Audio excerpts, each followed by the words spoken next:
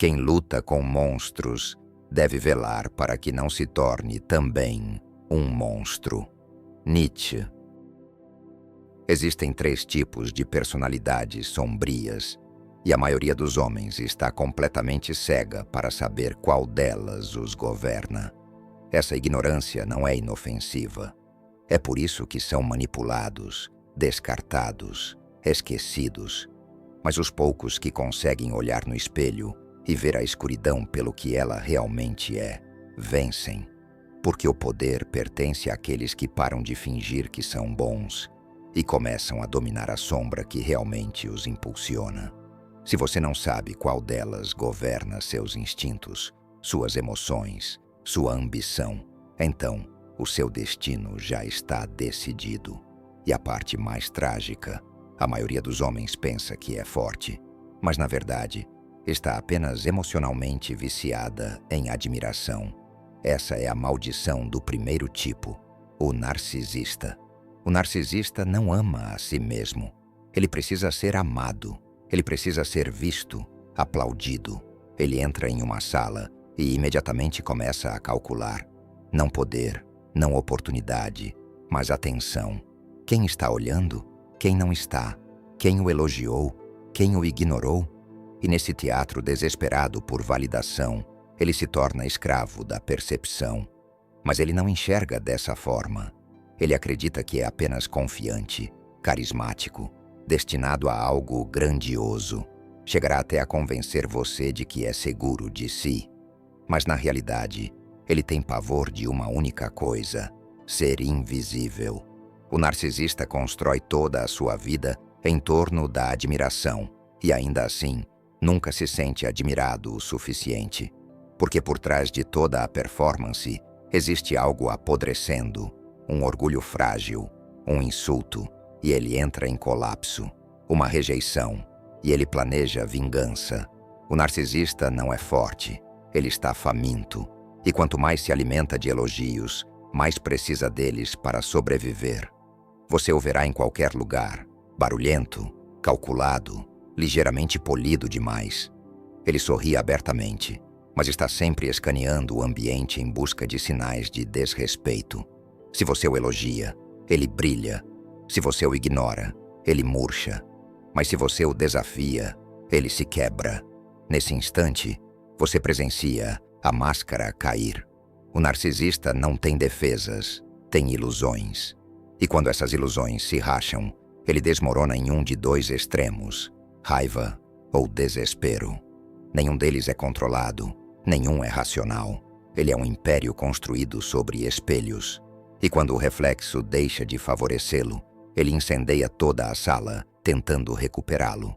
É por isso que muitos homens fracassam em silêncio. Não porque lhes faltou habilidade, mas porque seus egos eram frágeis demais para suportar a realidade. Uma derrota, e eles desaparecem. Um arranhão, e recuam para a fantasia. Porque nunca foram guerreiros. Eram crianças presas em corpos adultos, desejando aplausos em vez de conquista. Mas não se engane, o narcisista ainda pode ascender, e muitas vezes ele ascende, porque sabe usar a máscara perfeita. Ele se adapta ao que você admira, ele se torna aquilo que você quer elogiar. Na política, no entretenimento, na liderança, os narcisistas frequentemente sobem mais rápido que os outros. Por quê? Porque precisam. Enquanto outros discutem, o narcisista seduz. Enquanto outros hesitam, ele posa. Ele se transforma no espelho do desejo público, e a multidão, faminta por idolatria, lhe entrega a coroa. Mas esse é o paradoxo cruel. O que o eleva é também o que o condena. Porque no momento em que a admiração se apaga, ele se autodestrói. Pense nos ídolos que desmoronaram assim que os holofotes se apagaram. Nos líderes que não suportaram a crítica. Nos criadores que desapareceram quando já não eram mais elogiados. Não foi o fracasso que os quebrou, mas o vício de serem vistos como perfeitos. E é aí que isso se torna perigoso. Não apenas para eles, mas para todos ao redor. Porque quando o narcisista começa a perder a admiração, Ele não vai embora em silêncio.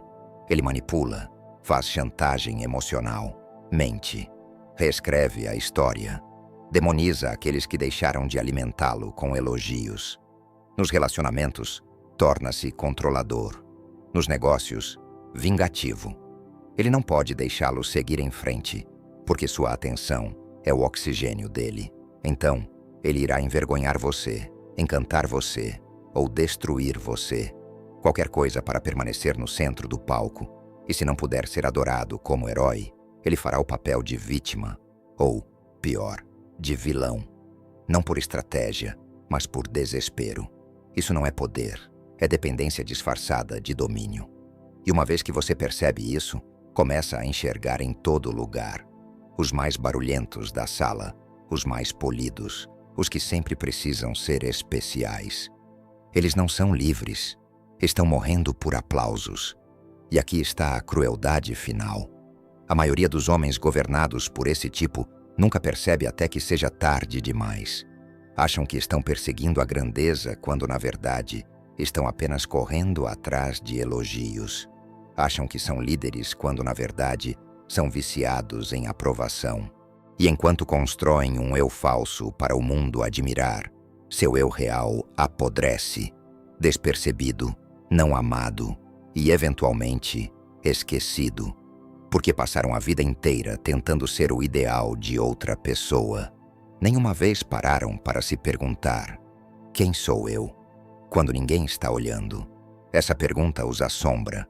E se algum dia desacelerarem o suficiente para enfrentá-la, isso os destrói. Porque a verdade é, o narcisista não quer poder. Ele quer parecer poderoso. E no fim, essa ilusão vira sua gaiola. Mas é aqui que fica perigoso. Alguns narcisistas aprendem a transformar seu charme em arma. Eles evoluem. Estudam a atenção como se fosse guerra. Seduzem não apenas para ser amados, mas para controlar. E quando essa mudança acontece, o narcisista deixa de ser apenas frágil. Torna-se calculista, estratégico, um manipulador encantador que veste a vulnerabilidade como uma armadura. E é assim que ele começa a se transformar em algo mais sombrio. Ele deixou para trás a fome desajeitada por elogios. Agora aprendeu a controlá-los. Não mais uma criança implorando por atenção. É um artista que entende a audiência melhor do que ela mesma. Tornou-se refinado, seletivo, armado. Mas não se engane. A ferida continua lá. Ele não seduz porque quer se conectar. Seduz porque isso lhe dá vantagem. Os elogios deixam de ser alimento e viram moeda. Ele os troca por lealdade, obediência, culto. E nessa nova forma, o narcisista torna-se perigoso não só para si, mas para todos que confundem sua máscara com profundidade. Porque uma vez que você acredita em sua ilusão, ele passa a possuir você. E quando ele te possui, ele se alimenta. Nem sempre publicamente, nem sempre de forma óbvia, mas por trás de todo sorriso doce e voz mansa, ele extrai algo de você: admiração, simpatia, inveja, submissão, tudo sem erguer uma única arma, porque sua arma real é você. Ele faz o papel de vítima com maestria, confessará suas falhas, mas apenas aquelas que o fazem parecer corajoso. Compartilhará sua dor, mas só de formas que o coloquem como herói trágico. Admitirá fracassos, porém somente os que o façam parecer forte por tê-los sobrevivido. É assim que o narcisista evoluído te prende, dando-lhe apenas verdade o bastante para parecer autêntico, vulnerabilidade suficiente para parecer seguro e carisma suficiente para parecer magnético. Você abaixa a guarda, confia, admira, e então, aos poucos, seu senso de realidade começa a se deslocar. Você se sente inferior ao lado dele, mas não consegue explicar por quê. Passa a questionar-se mais. Vicia-se em sua aprovação e fica aterrorizado com seu silêncio. E é exatamente aí que ele quer você. Inseguro, impressionado, submisso. Porque se algum dia você acordar para o que ele realmente é, o feitiço se desfaz. Mas a maioria nunca acorda. Permanece presa na órbita do ego dele, girando sem fim ao redor de um sol que só brilha para si. Confundem confiança com superioridade, confundem narrativa com honestidade, confundem expressão emocional com profundidade emocional.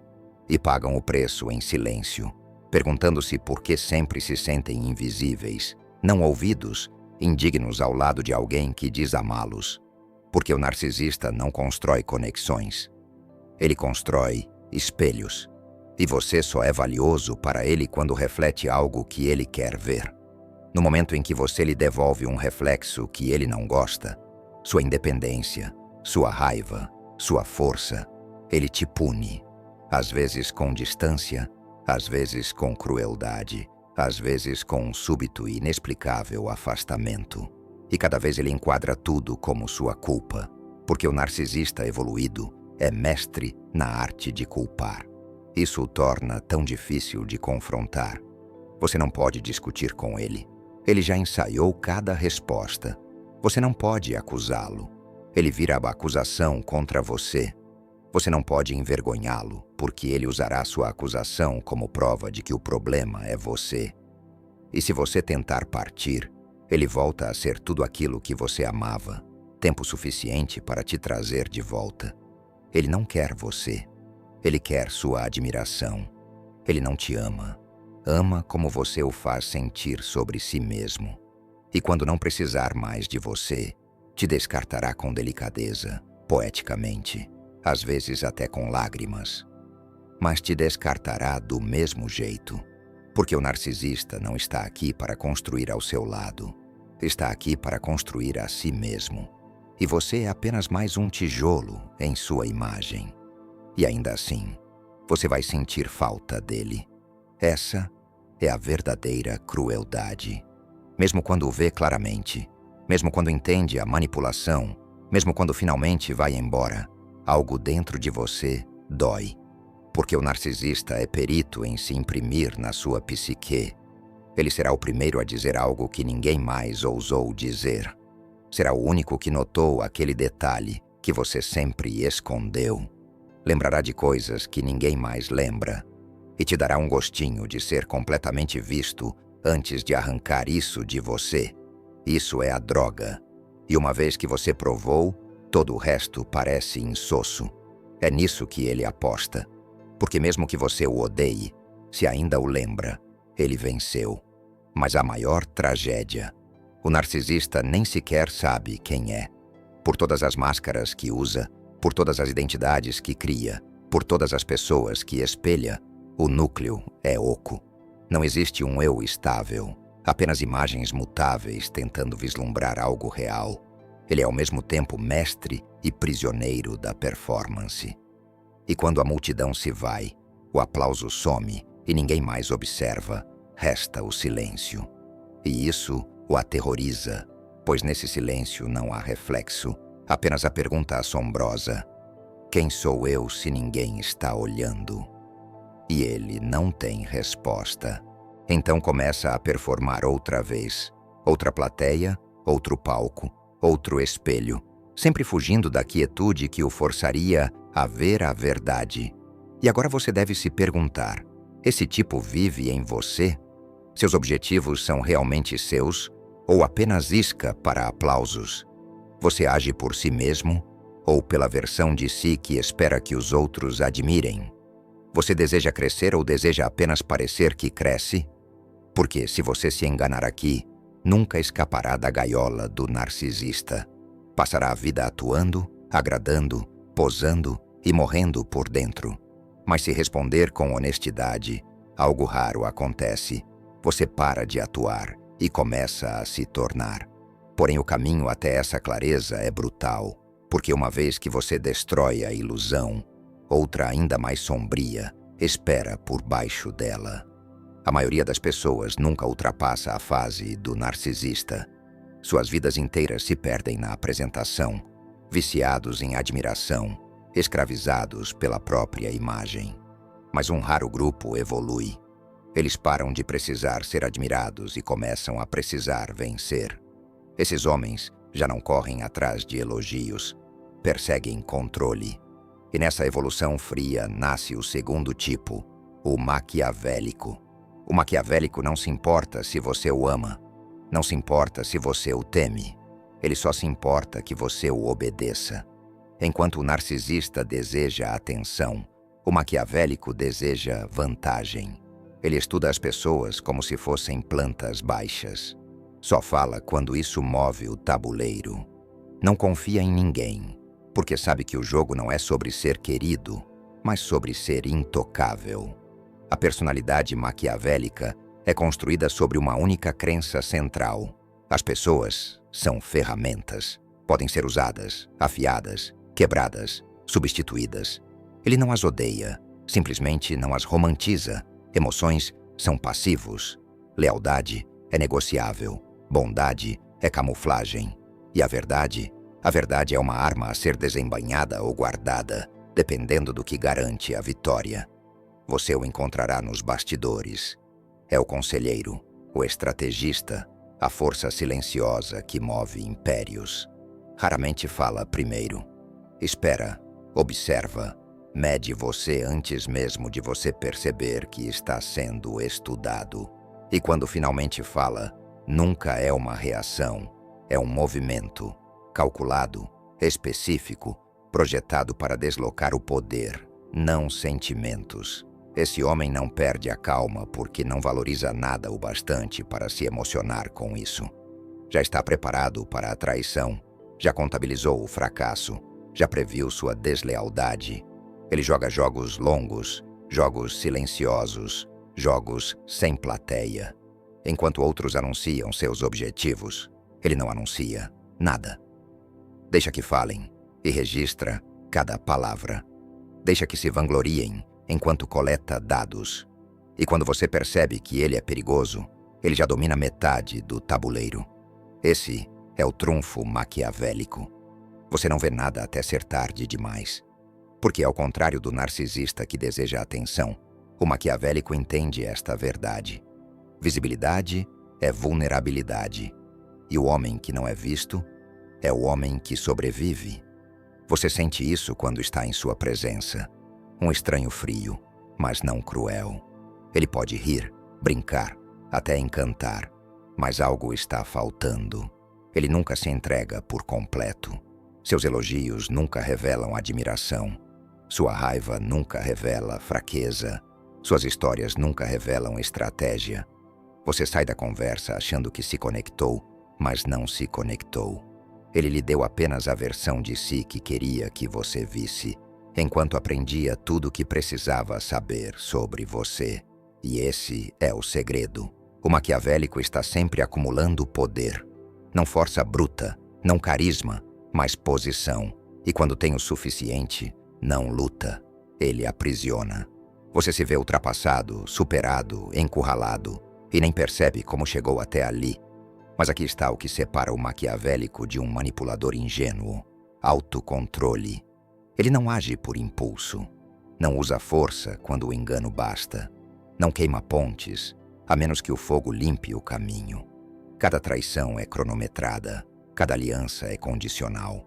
Cada palavra carrega um significado oculto. Isso não é caos, é precisão. E é isso que o torna assustador. Ele não é cruel. Ele é eficiente. Se ferir você move o tabuleiro, fará isso com elegância. Se ajudá-lo conquista sua lealdade, fará isso com sinceridade. Você nunca saberá qual lado dele está enfrentando, porque ele não está em nenhum lado. Ele joga acima do tabuleiro inteiro, observando todos os outros se debatendo, enquanto decide qual movimento encerra o jogo. E ainda assim, nem esse tipo é imune ao perigo. O maquiavélico pode dominar os outros, mas corre um risco fatal: acreditar que é sempre o homem mais inteligente da sala. Arrogância, envolta em estratégia, ainda é arrogância. E quando começa a subestimar, quando acredita que suas armadilhas são infalíveis, quando confia na superioridade da própria mente, ele escorrega. Porque até mesmo um plano perfeito, uma vez revelado, torna-se um alvo. E o maior poder é sempre aquele que você esconde. Esse é o paradoxo do maquiavélico. Para vencer, Ele nunca pode mostrar sua mão, mas se joga por tempo demais, frio demais, alto demais, esquece até mesmo qual era o propósito do jogo. E nesse distanciamento, seu império começa a apodrecer de dentro para fora. A questão agora não é se você conhece alguém assim, é se você está se tornando ele. Você já começou a enxergar as pessoas como alavancas em vez de vidas? Observa mais do que fala? Sente-se desapegado, calmo, cirúrgico, mesmo em meio ao caos? E mais importante, gosta disso? Porque se você está evoluindo de narcisista para maquiavélico, pode se sentir mais forte, mais inteligente, até mesmo imbatível. Mas cuidado, esse tipo paga um preço pesado, sem conexão, sem paz, sem aliança verdadeira, apenas vantagem, apenas sobrevivência. E uma vez que escolhe esse caminho, não há retorno à inocência, apenas o próximo nível de escuridão. Ele não confia em você, ele não confia em ninguém. E é isso que o mantém afiado. O maquiavélico acorda já jogando o jogo, antes mesmo de checar o celular, antes de dizer uma palavra. Cada dia é um campo de batalha, não de violência, mas de posicionamento. Ele não precisa gritar para ser temido, só precisa saber o que você deseja, porque o homem que conhece seu desejo possui suas decisões. E o maquiavélico aperfeiçoou isso. Ele estuda as pessoas ao redor como um cientista. Aprende suas inseguranças, sua fome, sua culpa, não para curá-las, mas para usá-las. Seus relacionamentos são plantas baixas. Seus favores são armadilhas. Seu silêncio é estratégia. E quando chega a hora de atacar, ele não ergue a voz. Puxa um fio e toda a ilusão desmorona. Esse homem entende o que a maioria jamais entenderá. Controle é mais poderoso que afeto. Influência dura mais que intimidação. Se o narcisista precisa ser adorado e o bruto precisa ser obedecido, o maquiavélico precisa apenas ser obedecido sem resistência. E é isso que o torna perigoso. Você pensará que foi sua ideia se submeter. Acreditará que confia nele porque escolheu isso. Mas cada palavra que ouviu, cada elogio que recebeu, cada história que ele contou foi planejada, não para sua aprovação, mas para sua obediência. Ele não precisa convencê-lo, só precisa criar o ambiente em que resistir pareça exaustivo e concordar pareça natural. E quando você perceber que foi conduzido, já estará preso demais na teia para escapar. Mas isso não é sobre manipulação mesquinha. O maquiavélico não perde tempo com joguinhos emocionais. Sua visão é maior que atenção ou vingança. Ele quer império, controle sobre todo o tabuleiro, não apenas uma peça. E é por isso que frequentemente acende. Nos negócios, na política, na guerra, o estrategista frio está sempre por trás do trono, se não sentado nele. Ele calcula não apenas pessoas, mas sistemas. Encontra a dobradiça mais fraca da estrutura e aplica pressão. Ele não precisa de um trono para governar. Só precisa que o homem no trono lhe deva um favor. E essa é a genialidade. Enquanto outros correm atrás do poder diretamente, ele o adquire indiretamente, por meio de dívidas, segredos e silêncio. Ele não luta para governar a sala. Faz com que aquele que governa a sala pergunte a ele o que fazer em seguida. Mas aqui está a maldição desse tipo. Ninguém realmente o conhece. E esse isolamento, embora poderoso, torna-se sua própria prisão. Porque quando todos ao seu redor são peões, ninguém nunca está de fato próximo. Você começa a questionar a lealdade mesmo quando ela é real, antecipar a traição mesmo quando ela não vem. Torna-se viciado em superar todos e paranoico de que alguém possa fazer o mesmo com você. Assim, você nunca relaxa, nunca confia, nunca para de vigiar. Mesmo na vitória, há tensão. Mesmo na paz, há planejamento. Porque o maquiavélico confundiu maestria com significado. Ele dominou o jogo, mas perdeu o propósito de jogá-lo. É aqui que começa a virada sombria. Alguns maquiavélicos se cansam de fingir, de representar, de esperar. E nesse cansaço, abandonam a estratégia por completo. O que surge em seu lugar não é cálculo, mas caos. A frieza se transforma em crueldade. A precisão se transforma em destruição. O manipulador se torna o destruidor. Porque, eventualmente, até o maquiavélico se cansa de puxar cordas. Ele quer sentir algo real. Mas uma conexão verdadeira já lhe é impossível. Então, ele busca outra coisa: sensação, risco, dor, poder pelo poder em si. É assim que o estrategista se transforma no terceiro tipo, o mais temido de todos. Antes dessa descida, você deve se perguntar: já chegou aqui? Você está jogando tão bem que já parou de perguntar por que começou a jogar? Está se isolando para se proteger? Ou porque já não acredita em nada além do controle? Seus relacionamentos se tornaram transações. Sua identidade se tornou estratégia? Porque se você já vive na mente do maquiavélico, então sabe como isso termina. Vitória fria, salas silenciosas, sem confiança, sem paz. Apenas uma mente que nunca para de girar e um mundo que nunca parece seguro o bastante para deixá-la descansar. E a partir daqui, a próxima fase não é mais alta, é mais profunda, mais primal, mais impiedosa e muito menos humana. Ele não precisa da sua aprovação, não precisa da sua lealdade, não precisa nem da sua atenção. O terceiro tipo já superou os jogos por completo. O psicopata não planeja como o maquiavélico, nem deseja admiração como o narcisista. Ele age em puro impulso, pura vontade, pura dominação, sem culpa, sem vergonha, sem hesitação. Enquanto os outros ficam presos calculando riscos, ele já está em movimento. E quando percebem o que está acontecendo, já acabou. O psicopata não se preocupa com reputação. Não é pesado por medo, arrependimento ou dúvida de si mesmo. E é isso que o torna mortal. Ele é a personificação do desapego. Não espiritual, mas cirúrgico. Um homem que não sente nada, exceto a excitação do poder quando os outros recuam. Você não o reconhece de imediato. Ele nem sempre parece caos. Na verdade, muitas vezes é calmo, calmo demais. Enquanto os outros explodem ou entram em pânico, ele apenas observa, olhos frios, fixos, indecifráveis. Ele não se justifica, não dá explicações em excesso. Ele simplesmente atravessa problemas, pessoas, consequências, como se não existissem, e para ele realmente não existem.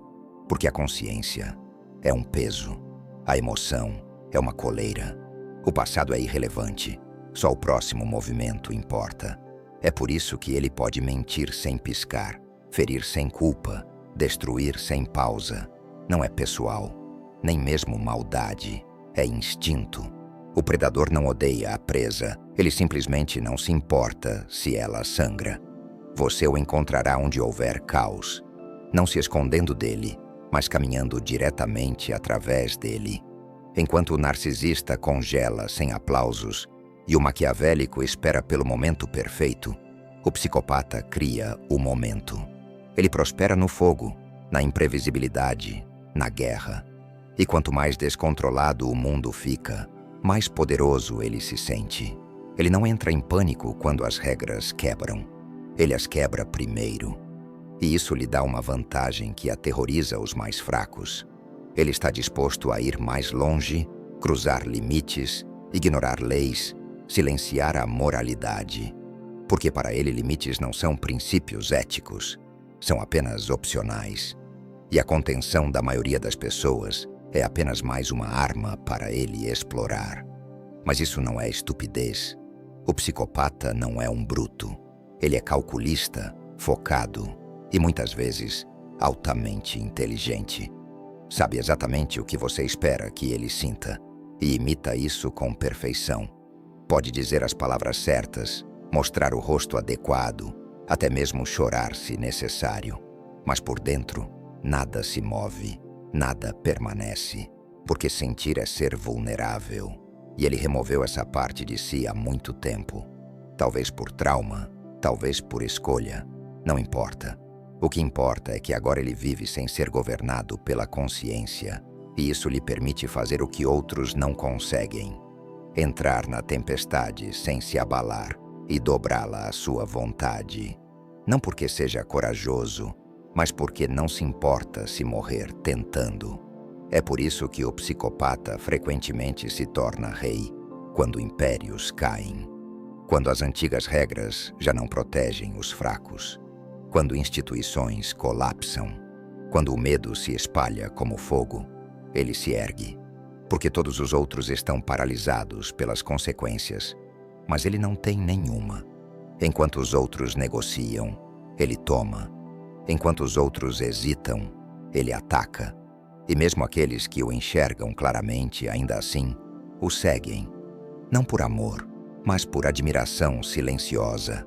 Porque no fundo, as pessoas admiram aquilo que temem, e temem aquilo que não podem prever.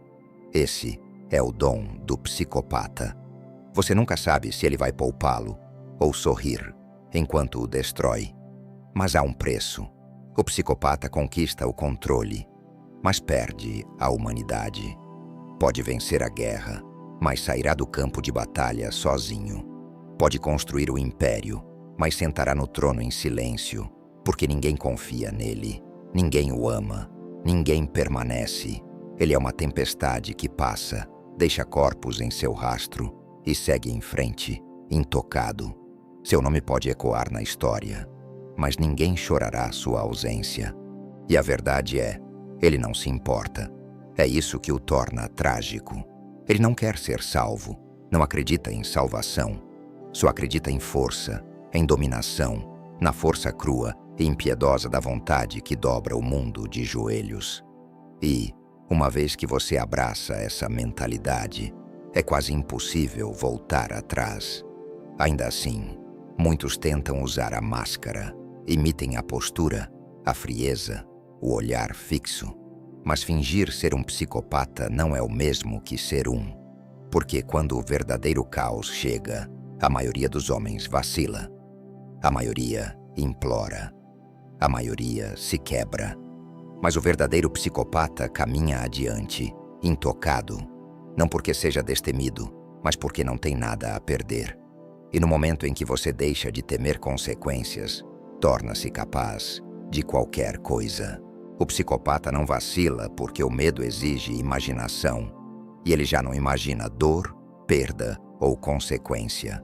Ele foi além da narrativa, além da culpa, além das cordas emocionais que paralisam a maioria dos homens. E essa ausência de hesitação lhe dá uma vantagem terrível: velocidade.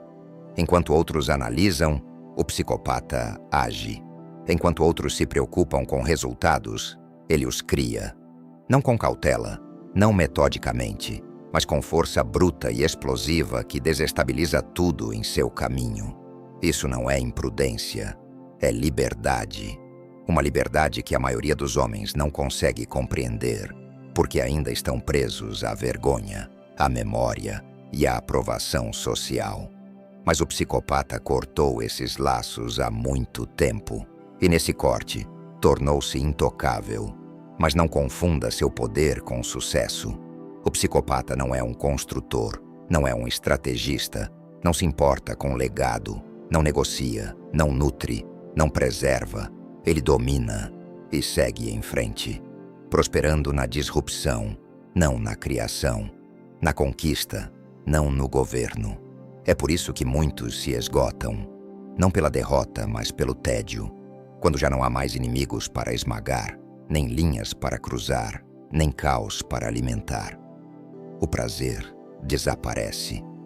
E sem esse prazer, não resta nada. Porque ao contrário do maquiavélico, que calcula a longo prazo, ou do narcisista, que anseia por significado, o psicopata não olha além do momento. Sua vida é uma corrente de agoras, cada um mais barulhento, mais sangrento, mais desafiador que o anterior. Ainda assim, alguns deles alcançam alturas aterrorizantes. CEOs, generais, líderes de culto, chefes do crime. Eles comandam não pela inspiração, mas pela força. Nem sempre física, muitas vezes psicológica. Seu olhar sozinho pode congelar uma sala. Seu silêncio pode quebrar um homem. Sua presença altera a gravidade porque todos a sentem. Este é alguém que não se importa com regras, nem as suas, nem as da sociedade, nem as de Deus. E, em um mundo construído sobre delírios compartilhados, moralidade, empatia, consequências, o homem que pisa fora dessas ilusões detém um poder impensável, o poder de agir sem restrição, decidir sem remorso, destruir sem piscar. Esse é o reino do psicopata, frio, absoluto, sem deuses. Mas é aqui que começa a ilusão da inveja. Muitos homens fracos admiram esse tipo. Acreditam que força significa ser temido, que para serem livres precisam não sentir nada, que para vencer devem se tornar impiedosos. Mas não entendem o preço. O psicopata não escolhe esse caminho. Ele é esse caminho. Seu vazio não é um trunfo, é uma condição. E vem acompanhado de um tormento silencioso que a maioria não enxerga.